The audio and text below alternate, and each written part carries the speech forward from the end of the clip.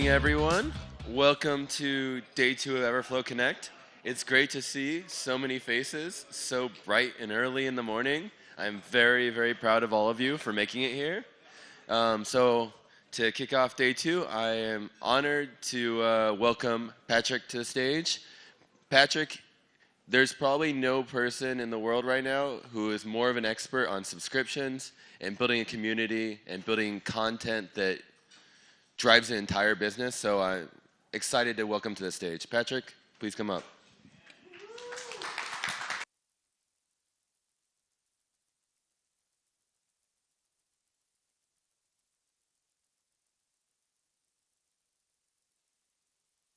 News. Well, we're in Canada. I don't know if there is fake news, right? So I'm excited to chat today. My name is Patrick Campbell. I'm CEO, founder of a company called ProfitWell. We just got bought by a company called Paddle, so I haven't really figured out my little shtick yet on what we do, but I'll explain what ProfitWell does in just a second. My personal background's in econometrics and math, which is code for having a lot of friends as a child. That was my dad joke for the morning, just to see how warm you guys are, and the answer is you're not very warm. So this is going to be brutal for all of us. But I started my career, I worked in US Intel in DC, and then I went and worked at Google before starting ProfitWell, and I'll explain what we do in just a second here. But I'm excited to chat with you all, mainly because I have some good news and I have some bad news. Which one do you want first? Bad news. Bad news? It's very pessimistic of you. That's what I was thinking as well. So we're going to talk a little bit about the bad news. And the bad news is if you weren't told or you haven't been watching any news lately, the market is not good right now. I think that it's one of those things where we've all had a really good ride the past couple of years, but it's one of those things where the market is definitely getting rocked right now. And what I'm here to tell you is it's actually messed up beyond what you think it is, which is a really, really terrifying thought. But I'm going to walk through some data. We have the largest subscription financial database in the world. And so we have all of this data on what's actually happening in the market. And so what I wanted to do is kind of start off by giving you a little bit of a preview into how screwed we all are right now. And then eventually give you some interesting information to basically kind of make sure you weather the storm that's coming and obviously come out better than you were right now. Does that sound good? Well, I have some good news, remember? Right now I'm just going to go through the bad news. But so first up, just for a show of hands here, who has a subscription component to their company? Okay, got a few. Okay, cool. Subscription e-commerce, even if it's not your main business, who here is subscription e-commerce? Anyone? B2B, SaaS, anything like that? Consumer subscriptions? Okay, cool. So for those of you who are not a subscription company, we're going to go deep on subscriptions, and I apologize. That's what I was asked to speak on, so that's what we're going to definitely do. But what I want to start off with is showing you this very light graph that's going to be hard to see. But what you're looking at here is about 9,000 different subscription e-commerce companies and their growth, basically since January 1st, 2019. And the reason I'm starting by showing you a consumer slice of the data is because this is the one that's most sensitive to basically market conditions. And to give you a little bit of insight here, so basically what's happened is over the past couple of years, it's gone up and to the right, and that's awesome, right? We're all very, very excited by that. But to give you a little context, this is where COVID was. So COVID was very, very good to the e-commerce market. I'm sure those of you who are in e-commerce definitely saw that, which is great. And then this is where stimulus checks basically came in. Thanks, Joe Biden. Appreciate that. So it was really, really good for the market. And this was really, really good to the point that we all thought, oh my gosh, everything's going to be amazing. We're all going to be billionaires. This is going to last forever, right? Well, the problem is all of a sudden, we started to see this in the past kind of 6 to 9 months here, and it's something I'm calling the pancaking. I'm not a branding expert, but that's kind of what I want to call it, so I'm just going to call it that.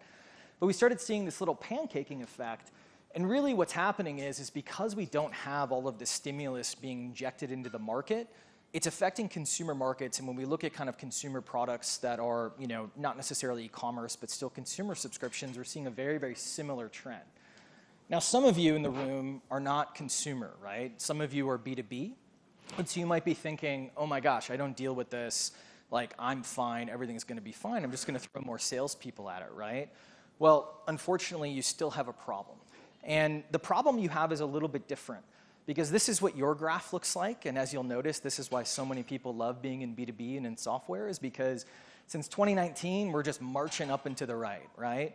And we had some little blips here. This is where COVID was. It was only 3 weeks. So B2B SaaS companies, if you weren't obviously hit in either direction, positive or negative, you just had a little bit of a Christmas, basically, just an additional Christmas in the year. But the issue is that whenever there is a recession, whenever it always is impacting the consumer markets first, and then it hits B2B. And what we're seeing right now is when we look at data around churn and downgrades, so basically lost revenue within a business, the past 3 years, everything's been stable, and now all of a sudden, if you can't really see it because of the opacity here, those numbers are going down much, much further than they once were. And so to kind of summarize the bad news, and no matter if you're a subscription company or not, you're facing all of these dynamics, we have shipping issues that are sort of being solved, but there's more on the way, especially as Chinese lockdowns happen. We have inflation that's obviously not good. We have consumer credit bubbles that are probably going to burst in the next 6 to 12 months because we don't have the stimulus that we once had. And then the R word is being talked about pretty consistently, right? And obviously all of this is bad. Well, that's all I had. I'll see you guys later, all right? No? Okay. So the question kind of becomes, that was bad. We're heading into a market right now, even if we're in B2B, where there's going to be some pain. So yes, we're going to still be in business. We're going to be able to weather the storm here. But I think the big question is how do we weather the storm? And I think that's the thing that we need to really talk about, which is the game is now becoming all about lifetime value. And for those of you who are astute in the room, who've been in the game for a while now, you know that the game's always been about lifetime value. And lifetime value, for those of you who don't know, is basically how much your customer is giving you over time in terms of what they're paying, and then obviously how long they basically stick around. It's a function of your retention or your repeat purchase rates if you don't have a subscription company, and basically your pricing. And so the good news is I'm going to spend some time here going through some ways that you can actually increase your lifetime value, not only in the short term, but also into kind of the long term. So there's some stuff you can do almost immediately to kind of boost that LTV by about 10 to 15%. And then there's some stuff that's going to take some time that'll boost it by about 60% if you put that actual work in. Sound good? You guys fired up? Okay. There's going to be a lot of data. It's kind of my thing. Sorry about that. Don't worry about getting every single data point. We'll share the slides and all that kind of fun stuff. If you don't like it, you probably won't like me, and then I just don't care anyways, okay? Cool? All right, we'll keep this train going.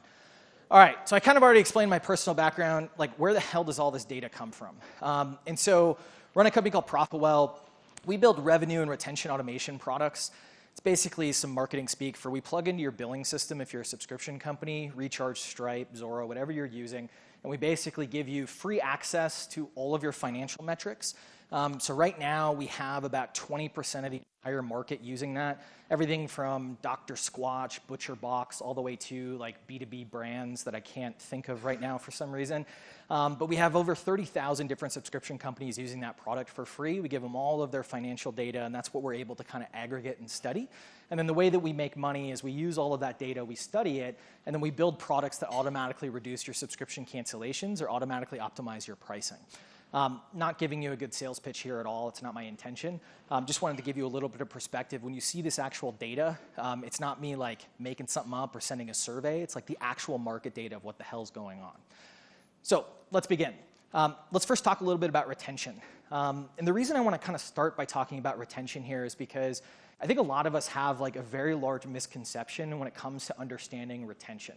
And whether you're a subscription company or a non-subscription company and thinking about retention, a lot of times what we think is that, well, if the product was valuable enough, if I was providing enough value, well, then the customer would just stick around anyways, right? And it's not that this statement is wrong, it's just it's woefully incomplete. And what I mean by that is if you're really thinking about retention on a timeline, right? And we've all probably seen a similar timeline to this where on one end you have your advocates. These are the people that love you. They're buying more of your product. They're singing your praises left, right, and center. And then on the other hand, you have basically your critics, people who have long not used your product anymore, and they talk shit about you whenever they get a chance, right? Because they just had such a bad experience, right? Well, when we think about retention, oftentimes our product leaders, oftentimes our companies, we think about this strategic retention, which is basically how do we make those advocates, how do we accelerate them even further, and how do we actually reduce those critics?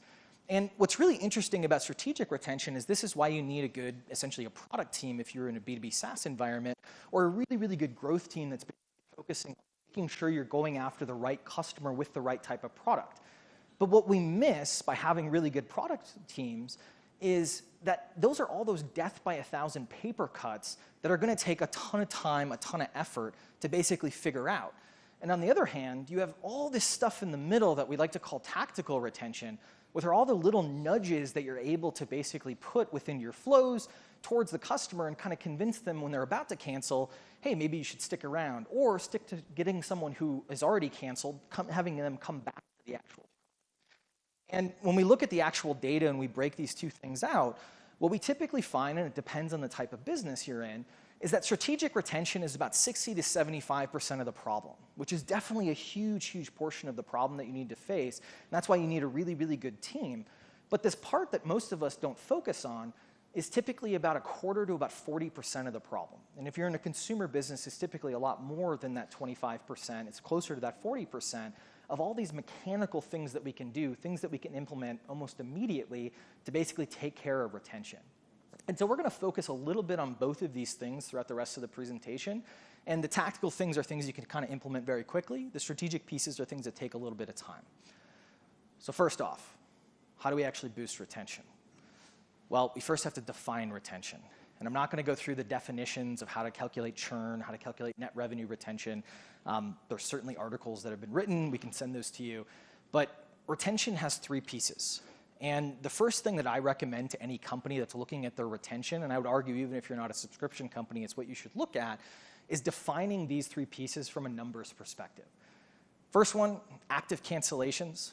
How many people each month are basically clicking a cancel button or calling or emailing to basically no longer use your product? Expansion revenue. Of your existing customer base, how many are buying more on a regular basis from you than they were previously? And then the sexiest topic in the world, payment delinquencies. We're going to talk about credit cards. It is the sexiest topic in the world. I promise you it is. We're going to get to it in a little bit, and I'll explain why it's so sexy in a little while. But we're going to go through these three pieces. We're going to explain some tactical things that you can do, and then everyone's going to leave here with higher LTV. Sound good? Yeah. You guys still fired up? This is the most awkward room I've ever spoken in, by the way. I'm like, do I look at you? Do I look over here? I like it. I like the challenge, but it's one of those things that's kind of fun. All right. Active cancellation. So someone actively hitting cancel or calling or emailing you. Let's talk about those first. First up, plan optimization. So one of the highest impact things that you can do in a subscription business, especially a consumer subscription business that I know a lot of you are, is make sure that those monthly customers get on to quarterly annual plans. I know it seems super, super obvious, but longer term plans mean much higher lifetime value. Again, very, very obvious, but to give you some actual data here, people who are on quarterly or annual plans typically have about 150 to about 800% higher lifetime value. Depends on your industry, depends on your price point, those types of things. But the issue is this is so intuitive to you because, hey, someone just has to make one purchasing decision every 3 to 12 months versus one every single month. But most of us are only asking someone to get on a longer-term plan when the customer actually signs up. And this is kind of, to use an overused metaphor, basically asking someone for a long-term relationship on their first date, where all of a sudden it's like, well, I have to try out and see if I get any value here if I want to commit to something longer, right? And so what you want to do is obviously ask people when they first sign up if they want to be on a 3-month or a 12-month plan for a particular promotion. But in addition to that, you need to go out to those folks after that first month, and then typically up to about 10 months if you're in B2B SaaS, or up to about 4 months if you're in subscription e-commerce. And you're not going to be able to see this copy, but There's some decent copy here, I promise. And basically, you want to offer up some sort of promotion. A little bit of hack we've seen in the data. Whole numbers for discounts, meaning 2 months free or $10 off, those work at double the rate than using the equivalent percentages. So just make sure that those particular numbers are in the whole numbers rather than using actual percentages. If you have an in-app experience, this is something that you can basically go after them in an in-app way as well. I think one of the best things about these types of flows is you want to make it so it's not a lot of work for them to upgrade. Don't send them to your billing settings page. Your billing settings page is probably the worst designed page on your website. It's totally fine. It's just not a page that you prioritize. Make it so they just have to reply to report or just double opt in, and all of a sudden your LTV will go up. In terms of what proportion of plans you should have longer than a month, you're not going to be able to see this that well. But basically, if you are looking at a $25 per month or less product, typically right around 50% of your plans should be over a month. And then all of a sudden that goes down until right around $500 a month. And then those of you who are B2B SaaS who typically have more expensive products, you're going to start forcing annuals, and you should have a larger proportion on annual than monthly. Sound good? Excited? I'm going to keep checking in, okay? That's my goal here. All right. Win back and triaging your cancellations. Who here has tried to cancel something and been forced to call a human being to cancel the product? Yeah, did you guys like that experience? Well, it was awesome. No, I'm just kidding. Okay, here's the thing. When someone tries to cancel, you should not hijack them. But it also doesn't mean that you should just let them go, okay? So what we found in the data is depending on the product and depending on the price point, you typically have anywhere between 18 and about 30 seconds before that customer starts to get pissed off. And so what that means is that when someone tries to leave, I want to ask them 2 questions. And we've seen that 2 questions work really, really well. First, the obvious one, why are you leaving, right? And make your answers to that question multiple choice, and make sure that they're able to be kind of very, very discrete, meaning one particular option is not basically the same as another particular option. Now, the other question that you should ask is, what did you value about the product? This type of question does 2 things. One, it allows you to learn basically what was valuable even though they're canceling. But the other thing that it does is that someone has so much momentum going into a cancellation, it gives them a brief moment of pause to think about what was actually valuable about the product. And whether you have a self-serve cancellation or a customer success style cancellation, you should be asking these 2 particular questions and maybe going a little bit deeper if you're having a customer success conversation. Now, based on those particular answers, I'm then going to offer up some sort of offer. So if they basically say that they love the product, they just didn't have enough time to basically use the product, or sorry, if they're saying they were missing a particular feature, let me think of this right, because I'm trying to think through the if-then statements, and I'm messing it up in my head. There we go. If they said they love the product, but they didn't have enough time to actually use the product, I'm going to offer them what's called a salvage offer. We've all been offered this before. Here's $10 off for the next particular month if you stick around. In B2B SaaS, it's easy enough to offer 1 month free because your margins are very, very different. But it's one of those things where if they say something like a feature was missing, or they'll be back because they're no longer using the product, or they're going on vacation, I want to offer them things like maintenance plans. This is a very underutilized piece, particularly in B2B SaaS. Hey, for $1 a month or $10 off or $10 a month, I'm going to save all of your data so that when you come back, you'll be able to pick up right where you left off. Pause plans. One of the biggest mistakes people make with pause plans is they're indefinite pauses. Pauses always should have a deadline. I typically recommend 1 month. 90-day pauses, 60-day pauses, you should just have them cancel. It's better to actually get them in a reactivation campaign rather than waiting 3 months to basically see if they want the product again. And then I always remind people it's okay to let people leave. If they say that they have too much of the product, if they say like, hey, you didn't have the right feature, it's okay to give them an option basically to check out, and then you want to put them into reactivation campaigns. Now, if you set up cancellation flows, and we've seen this even in more customer success-oriented products, you should be able to reduce your cancellation rates by about 10 to 25%. But what most people do is they either hijack the customer and force them to call, which what we found in the data that this actually plummets your reactivation rates in the next 3 to 6 months, aka you lose money, a lot more money if you force people to call, or they basically just let users leave, which is not necessarily the right thing to do because you want to get in front and not only collect data, but also try to keep them around through an offer. So, salvage offers. huge. Pause plan's huge, but just making sure you ask the questions and get in front of them is really, really powerful. Here's some data to basically prove everything I just said. You guys can look at it later. Cool. Expansion revenue. Trust me, the data is real, I promise. Okay. Let's talk about expansion revenue. So, basic idea here, you're selling to your existing customer base more stuff. To give you some benchmarks, 20% of your new revenue in a given month or more should come from your existing customer base. So if you have $100 new in a given month, 20 or more of those dollars should be coming from your existing customers buying more stuff from you. Most subscription companies, it's less than 10%. This is being really generous. Most subscription companies, it's basically zero. And the main reason is because we're all like, oh, it's hard enough to sell them one thing. Like, I can't sell them another thing, right? Wrong. You can. I promise you, you can. And to give you a little bit of context here, this is a little bit more of a sassy point, but it does apply also to the world of consumer products. The future of growth is really multi-product. We've all probably heard, like, I don't know, there's some older people in the room. I don't want to age anybody. But when you were building products kind of between 2000 and 2015, the hardest thing was actually building something. Distribution was a lot easier because we were getting brand new marketing channels almost every single quarter, right? Anyone in here buy Google Ads at a penny a click back in the day? No one? Okay, am I the oldest person here? Jesus. Yeah, a few pennies. Okay, close enough. But we were getting all these brand new marketing channels, and right now, with the exception of TikTok, which is obviously a big exception, we haven't had a brand new marketing channel since, I think, 2015, actually, and that was actually Snapchat. And so it's one of those things where all of a sudden people are having to kind of reinvent their distribution strategies because all of the channels are getting more and more competitive, right? So basically the strategy is changing to, it's easier and easier to build because it's easier to kind of ship stuff, but it's a lot harder to actually distribute products now. And so where the best companies have kind of changed their tune is now going to this multi-product strategy. There's a couple of ways to do a multi-product strategy, but to give you a little bit of the impact here, those companies that typically are going after a multi-product strategy are typically growing at about a 30 to 50% higher rate than those who have a single product. And the kind of gateway drug that every single person in this room can use is basically add-ons.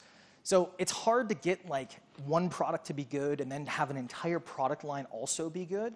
And so what I recommend to folks for like really quick wins is basically the add-on game. There are tangential features or tangential products if you're in the e-commerce space that you can sell. Add-ons have kind of been a thing in the e-commerce world for a while.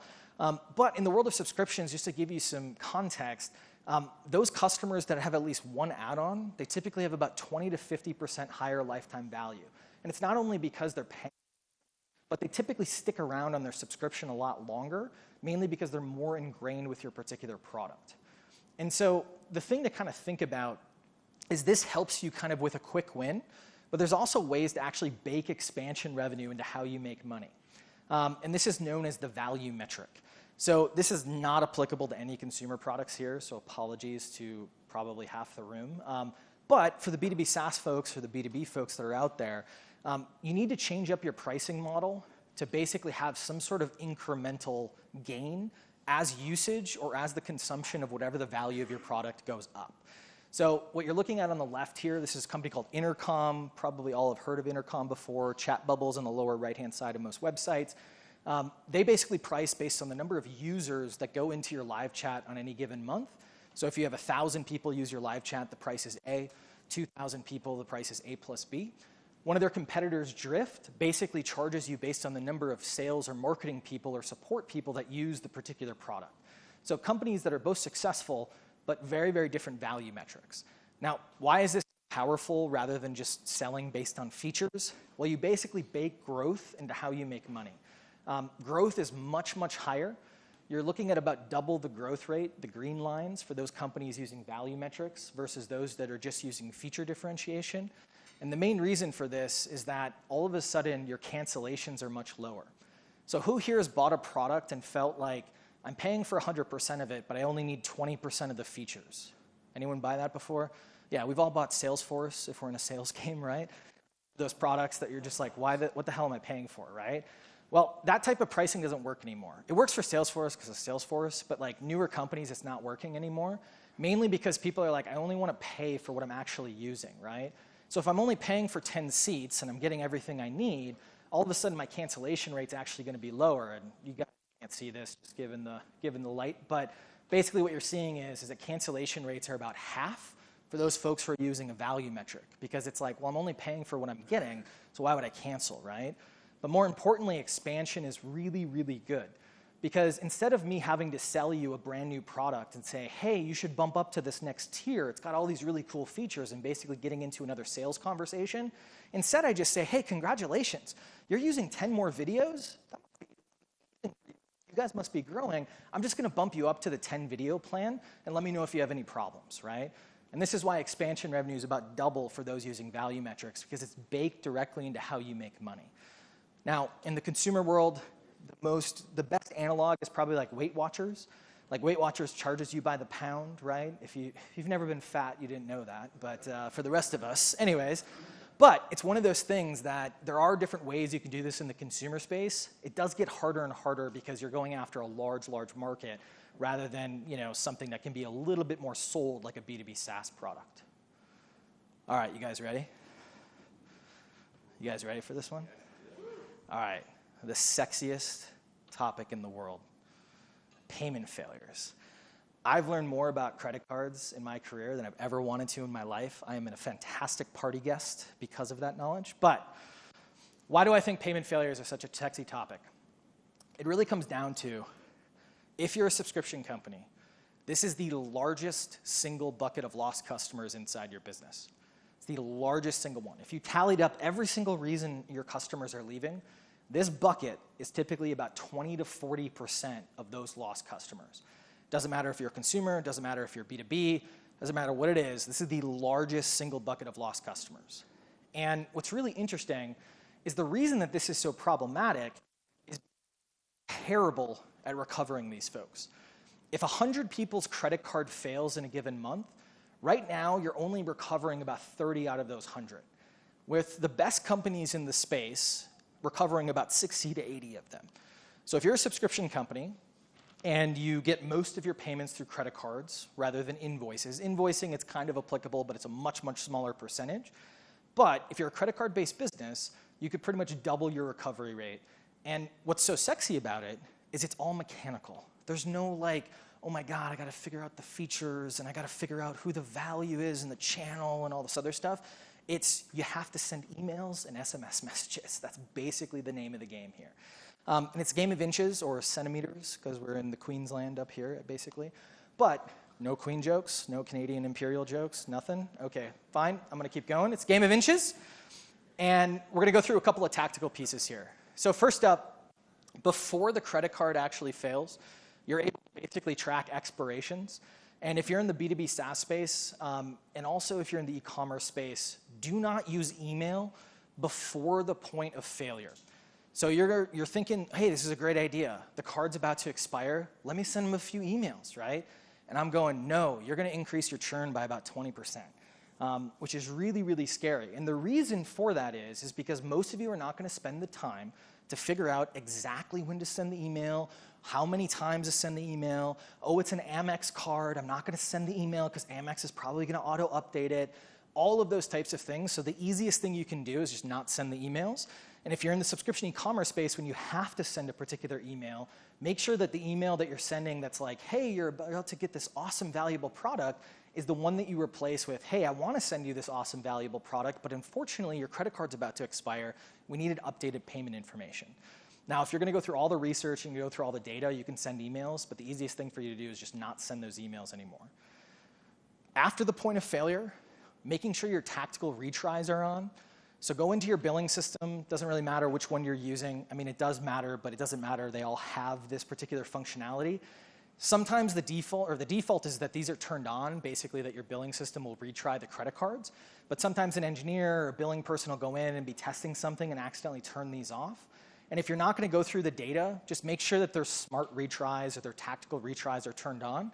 If you're going to go a little bit more advanced, you want to spin up your own retries. There's some really interesting things that you can find in the data. For example, in consumer companies, trying the card on the last day or the 15th of the month typically gets you bigger gains. Any guesses why? Payday. That's exactly right. I think I heard one person say it, but that's exactly right. Payday. But the bulk of your recovery is going to come through email, SMS, and in-app notifications. And I know what some instinct is to like, oh my gosh, let's create these really beautiful emails. Don't do that. Stylized emails, markety-looking emails, they perform at 50% worse than basically using plain text. Plain text emails, they create a little bit of an obligation. Plain text emails create like a little bit of a reciprocation, and you get much, much higher recovery rates when you send them, especially from a human being. Like, they could be automated, but basically sending them from an actual human being or appearing to be from a human being performs much, much better. Also, don't make people sign in. Most billing systems have this set up so that you can make sure that when you send out one of these emails, they'll just go to a landing page, and basically on that landing page, they'll be able to fill out their payment information without signing in. This is what you should do. If you're on Shopify, the page that Shopify gives you is a little scammy looking, like it's just like a blank background with like your logo on top of it. I would spin up a modal or use something else to basically take care of it. And there's a bunch of other things that we can talk about, but I didn't want to bore you with my infatuation with credit cards in particular too much. But it's one of those fascinating pieces of your business that some little changes right now could actually mean some really, really big gains. All right, how are we feeling? Get enough? All right, did you learn anything? Okay, probably like, who the fuck is this guy? Anyways, sorry, dropped an F word. Sorry, I shouldn't have done that. Anyways, it's been a long couple weeks on the road. But let's recap really quick. The market's going to get scarier. Just going to be straight up. Some of you will be totally fine because you'll be in markets that are really great. The rest of us, it's just going to get scarier. There's just a tightening. And the irony is, if we all kind of agreed, it's kind of like traffic. If we all agreed not to go into a recession, we wouldn't go into a recession. But the cycle has just started, and everyone's starting to tighten up budgets. Everyone's starting to tighten up a bunch of different things. And so just got to keep that in mind. But it gets back to those fundamentals. It's going to be okay. Just focus on that lifetime value, which frankly is the thing you should have been focused on already. But a lot of us got distracted just because the market was so crazy. And so get back to those fundamentals. Make sure you take care of things, and everything's going to be fine.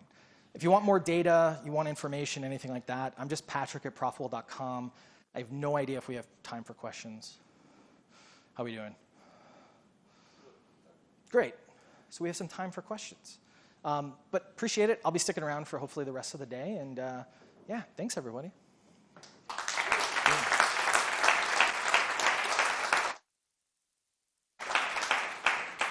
Small enough room that I feel like people can shout if they have any questions. Yeah? So, with the SaaS company, as we move closer to more companies doing this usage-based pricing and that kind of thing, if the economy is going the other direction and all of a sudden people are going to reduce their usage and we're not pricing based on like platform features, are the companies that are doing that usage-based pricing exposed in a way that's maybe more detrimental versus companies that don't?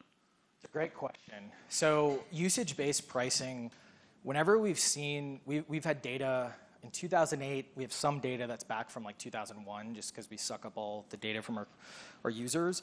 And then like 2012, there was a little blip as well. Every single time, usage-based pricing increased.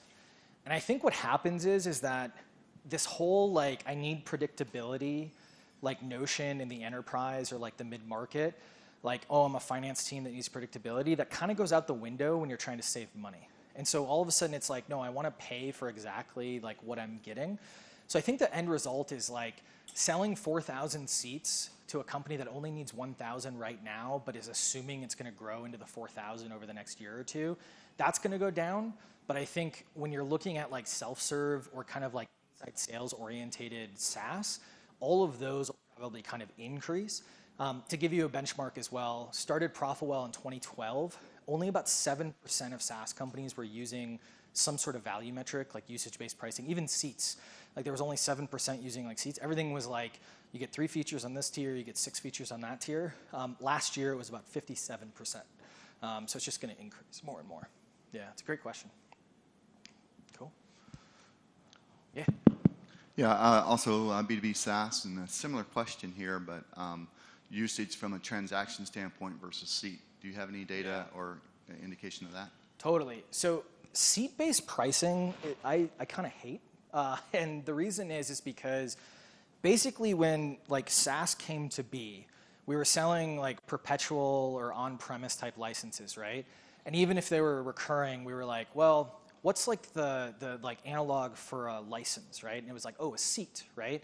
The problem is like when you think about the value of most products, like it's not in the seat that the person is sitting in, right?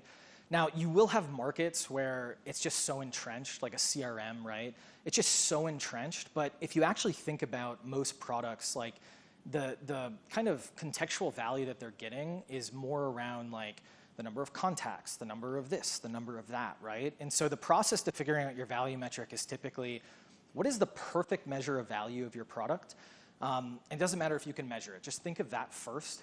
So in B2B, it's money you bring them, money you save them, time you bring them, time you save them typically.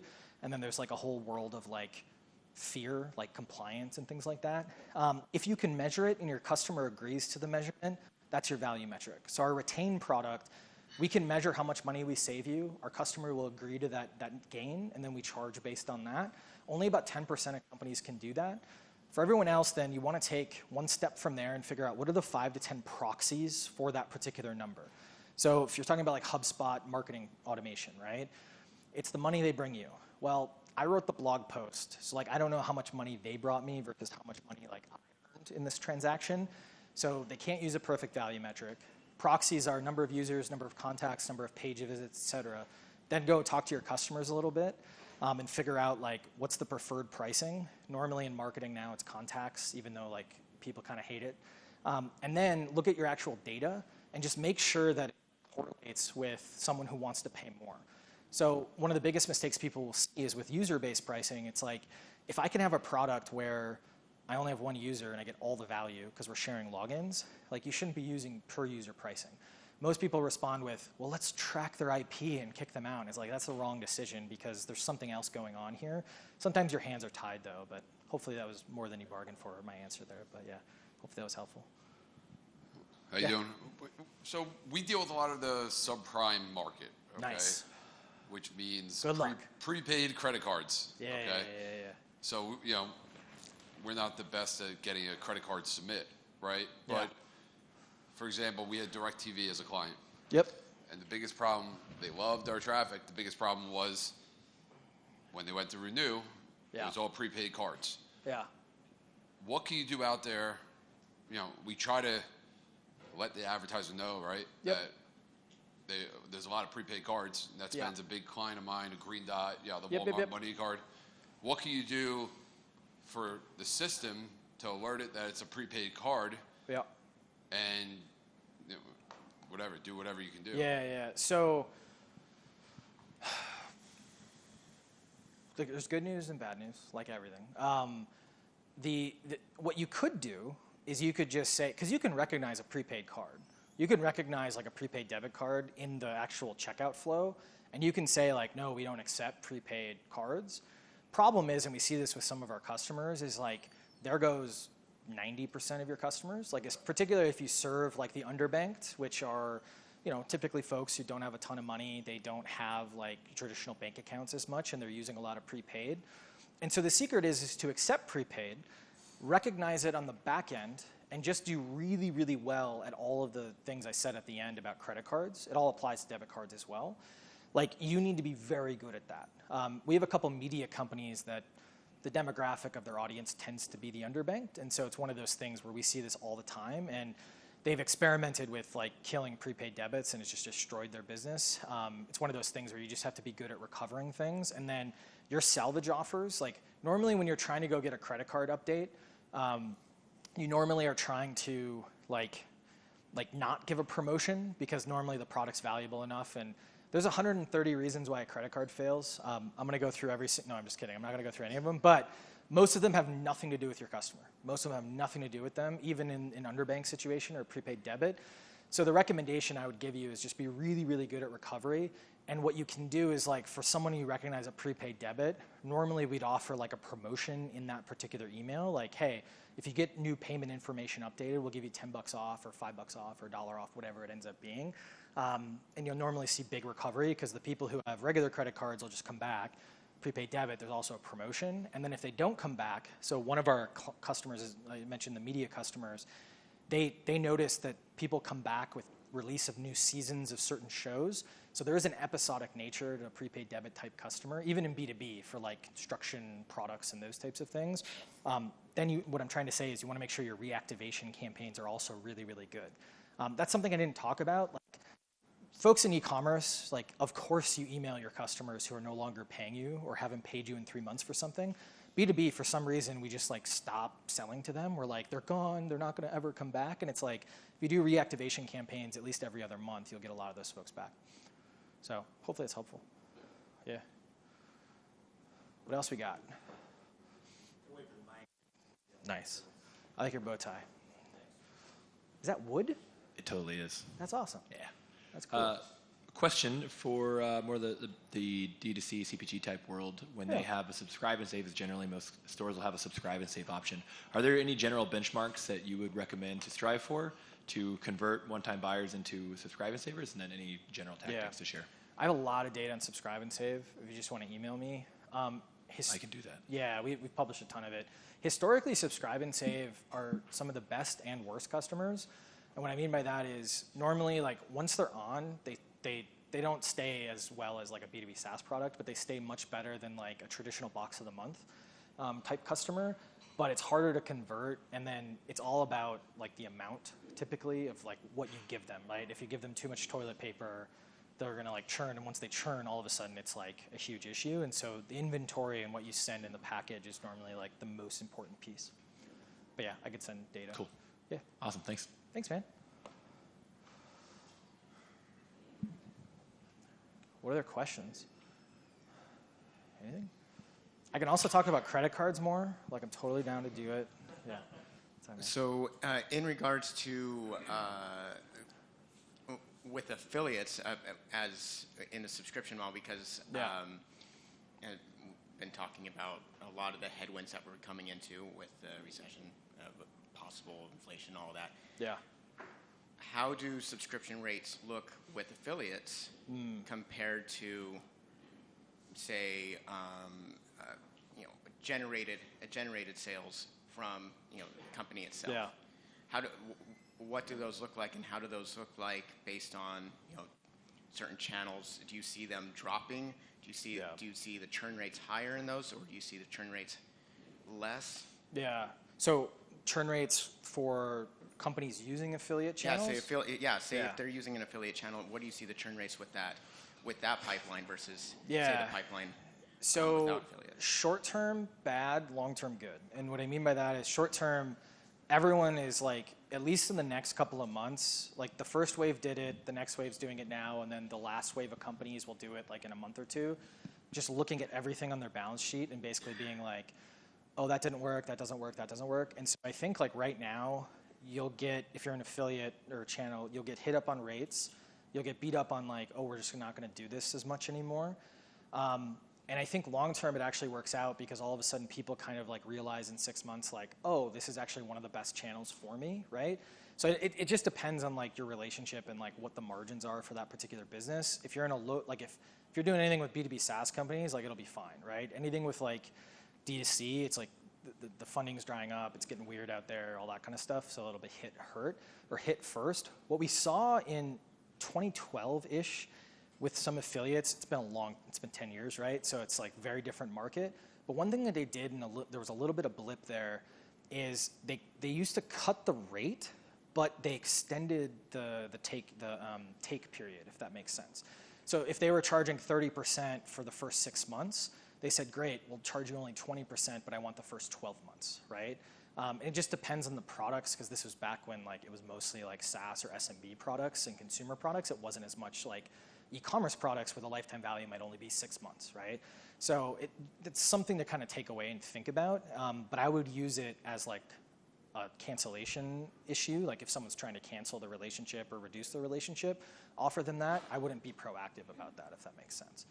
I have never run an affiliate business though, so take that for what it's worth. Yeah. Any other questions?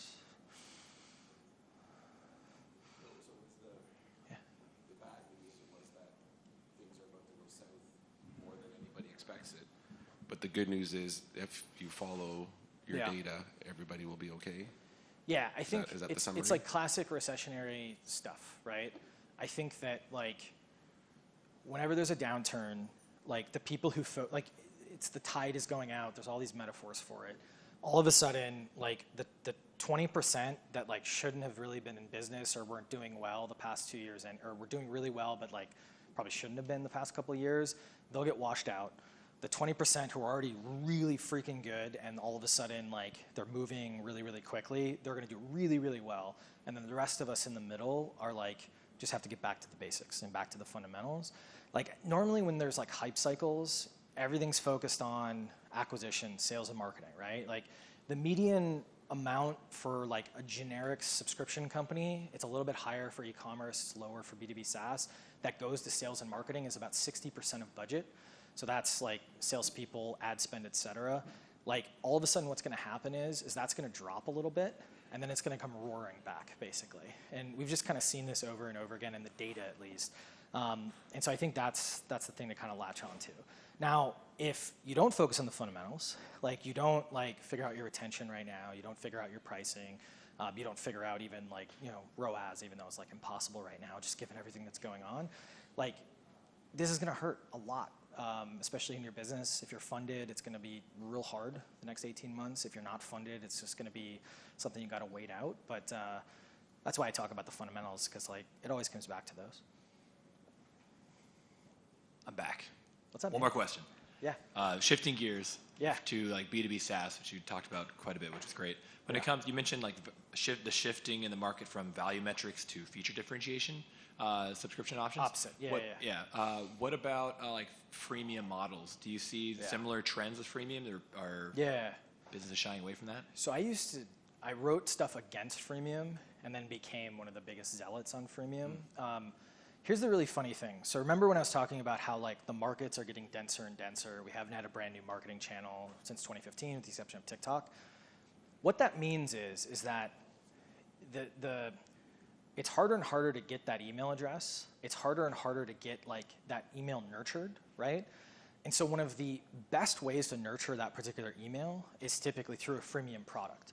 And what you have to think about freemium as is typically like a premium ebook, right? Like a premium offer. That's the way that you should think about freemium.